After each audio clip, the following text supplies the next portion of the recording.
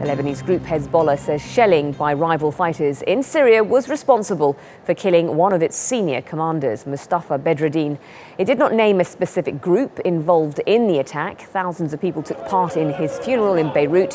His coffin was carried through the streets on Friday as supporters demanded revenge. Hezbollah says Badreddin died at one of their bases near Damascus airport. Well, for more on this story, we can speak to Bente Scheller, director of the Heinrich Böll Foundation's Middle East office in Beirut. Welcome to the program. How believable is Hezbollah's claim that Sunni groups were responsible for the commander's death? Well, we have the location not very clear, but it's close to Damascus airport. And there, of course, it's difficult to verify independently because the Syrian regime will control the access of journalists and will not let them do any independent reporting. We've seen Israeli airstrikes in Syria before.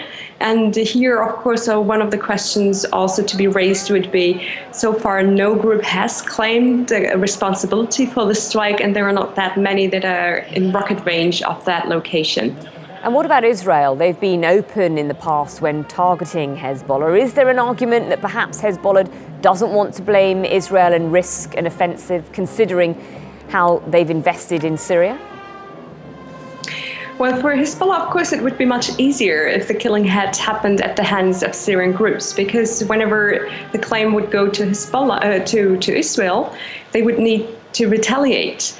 And this would pose quite a difficult challenge for them. They have been retaliating in the past. They have not shied away for that. But of course, an easier issue would be if it had been Syrian groups. It would also allow them to reinforce their narrative that they really need to be involved in Syria to protect Lebanon, because they have been harping on the threat that Sunni extremist groups are opposed to Lebanon.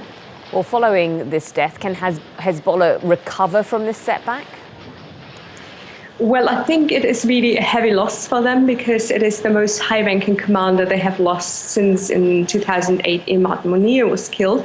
But I don't think that it is a fatal blow, because also in the past you've seen Hezbollah reshaping pretty quickly, and I think therefore it means something to them. It is not easy for them to deal with this particular loss, but I'm not sure whether it really weakens them particularly here. Okay, Bente Scheller, we'll leave it there. Thank you for your thoughts.